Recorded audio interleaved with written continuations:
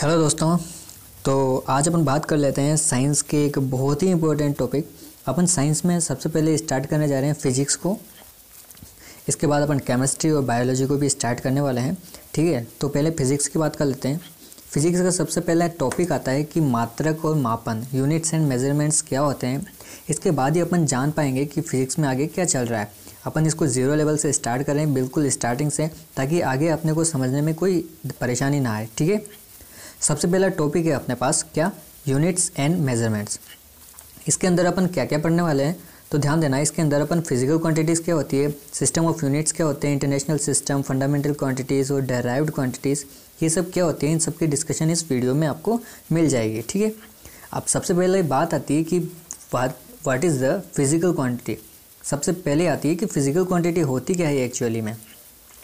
तो physical quantity वह राशि होती है जिसका मापन किया जा सकता है, जिसको अपन मेज़र कर सकते हैं ना, वो सब फिजिकल क्वांटिटीज़ होती है। जैसे एग्जांपल में देख लीजिए दोस्तों, लेंथ, मास, फोर्स, इन सबको क्या कर सकते हैं अपन, माप सकते हैं, मेज़र कर सकते हैं। जैसे लेंथ को माप सकते हैं अपन, 2 मीटर है, 3 मीटर है। द्रव्यमान को 2 किलोग्राम, 4 किलोग्राम है। फोर्स को भी न्यूटन में अपन मेज़र कर सकते हैं। ठीक है, मतलब जिसको अपन मेज़र कर पा रहे हैं ना ईजिली, तो वो सब क्या कहलाती है, फिजिकल क्वांटिटीज़ कहलाती है। ठीक है, अब बात आती है कि फिजिकल क्वांटिटीज़ के टाइप कितने होते हैं। तो फिजिकल क्वांटिटी दो प्रकार की होती है, एक होती है फंडामेंटल क्वांटिटीज़ और दूसरी होती है डेराइव्ड क्वांटिटीज़। ठीक है, मतलब मूल राशियाँ और व्युत्पन्न राशियाँ। अब इनको थोड़ा एक्सप्लेनेशन में पढ़ लेते हैं। पहली आती है मूल राशि। फंडामेंटल क्वांटिटीज़ होती क्या है, तो वह राशियाँ जो स्वतंत्र हो, जिन्हें व्यक्त करने के लिए हमें दूसरी राशि की आवश्यकता नहीं हो, वो क्या कहलाती है, फंडामेंटल क्वांटिटीज़। मतलब जिनको व्यक्त करने के लिए हमें दूसरी किसी अन्य राशि की आवश्यकता नहीं होती, वो फंडामेंटल क्वांटिटी कहलाती है। जैसे द्रव्यमान, लंबाई, समय, टेम्परेचर, ये सब क्या है, ये फंडामेंटल क्वांटिटीज़ है। ठीक है, इसके बाद आती है व्युत्पन्न राशि, डेराइव्ड क्वांटिटी। क्या होती है, जब किसी भौतिक राशि को 2 या 2 से अधिक मूल इकाइयों में व्यक्त किया जाता है, तो वो क्या कहलाती है, वो डेराइव्ड क्वांटिटी कहलाती है। जैसे न्यूटन, पास्कल, जूल, ये सब क्या है, डेराइव्ड क्वांटिटीज़ है। ठीक है, आगे थोड़ा सा आपको एग्जाम्पल के माध्यम से समझा देता हूँ मैं इसको दोस्तों।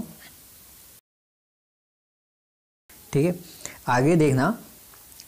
That means every measured quantity comprises of a number and a unit.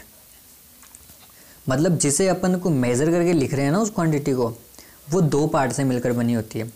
कौन कौन से पार्ट से मिलकर बनी होती है वो ध्यान देना। एग्जांपल में जैसे भी कोई क्वांटिटी है, क्वांटिटी ले रखी है अपन ने कि क्वांटिटी बराबर 4 किलोग्राम। ठीक है, तो यहाँ पर क्या है, एक पार्ट तो ये है कि 4 लिखा हुआ है, ये क्या है, ये न्यूमेरिकल वैल्यू है। 4 क्या है, न्यूमेरिकल वैल्यू। और आगे जो किलोग्राम लिखा हुआ है ना, ये किलोग्राम क्या है, एक यूनिट है। ठीक है, एक क्या है, यूनिट है। मतलब ये दो प्रकार की क्वांटिटी से मिलकर बनी होती है। ठीक है, एक न्यूमेरिकल वैल्यू और एक यूनिट से। आगे वाला एग्जांपल देखना दोस्तों।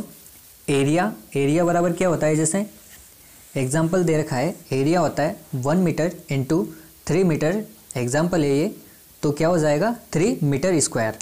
अब यहाँ पर जो सिंगल मीटर है ना आगे वाला, ये क्या है, मूल मात्रक है, ये फंडामेंटल क्वांटिटी है। जो सिंगल मीटर लिखा हुआ है ना 3 मीटर के आगे या 1 मीटर के आगे जो मीटर लिखा हुआ है, ये फंडामेंटल क्वांटिटी है। इन दोनों से मिलकर के क्या बना है, मीटर स्क्वायर। तो इन दोनों से मिलकर उत्पन्न हुआ है ना ये, तो ये मीटर स्क्वायर जो है ना, ये क्या है, ये डेराइव्ड क्वांटिटी है।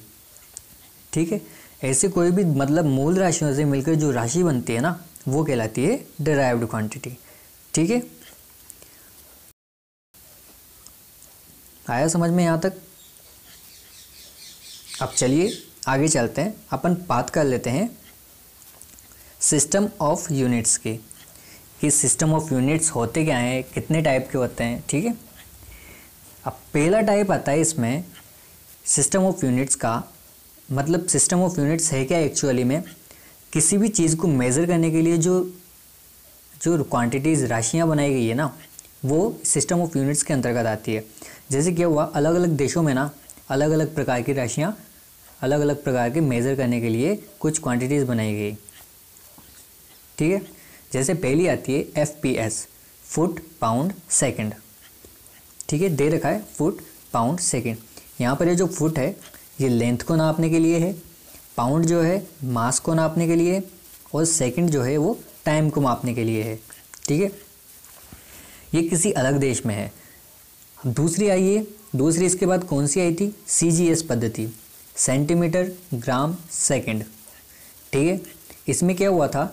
सेंटीमीटर लेंथ में नापने की इकाई, ग्राम मास को नापने की इकाई, और सेकंड टाइम को मेज़र करने की इकाई थी।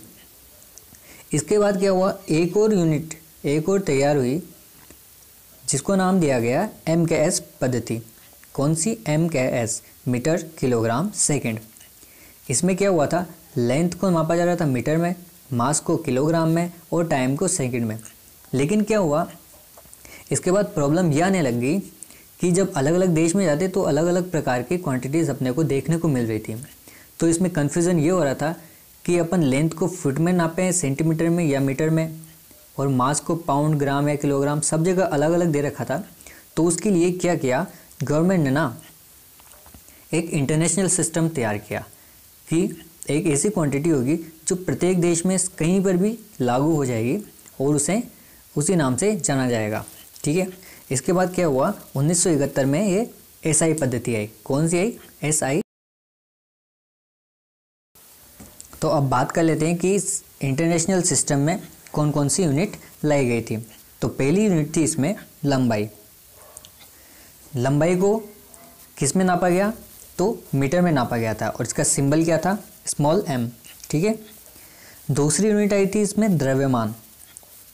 द्रव्यमान किसको नापने की इकाई थी? भार, जो वेट रहता है ना, मास को नापने की इकाई थी। क्या? किलोग्राम। ठीक है, द्रव्यमान को किस में नाप रहे? किलोग्राम में। इसका सिंबल क्या दिया? kg। अगली यूनिट थी समय। समय को किस में नापना है? सेकंड में। ठीक है, इसका सिंबल दे रखा है स्मॉल s। पहले क्या हुआ था? ये केवल ये 3 ही इकाइयाँ थी। कौन सी? लंबाई, द्रव्यमान और समय। उसके बाद अलग अलग जुड़ती गई इसमें। तो फोर्थ आई थी विद्युत धारा। विद्युत धारा को किस में नापते हैं? एम्पियर में। एम्पियर का A। ठीक है,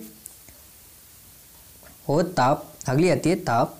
ताप को नापने के लिए केल्विन इकाई, केल्विन को K, इसका सिंबल है K। ठीक है, छठी थी 6 है अपने पास ज्योति तीव्रता। ज्योति तीव्रता को किस में नापते? कैंडेला में। ठीक है, इसका सिंबल क्या दे रखा है? CD। और अपनी 7वीं इकाई जो थी लास्ट, वो थी पदार्थ की मात्रा। पदार्थ की मात्रा को किस में नापना है? मोल में।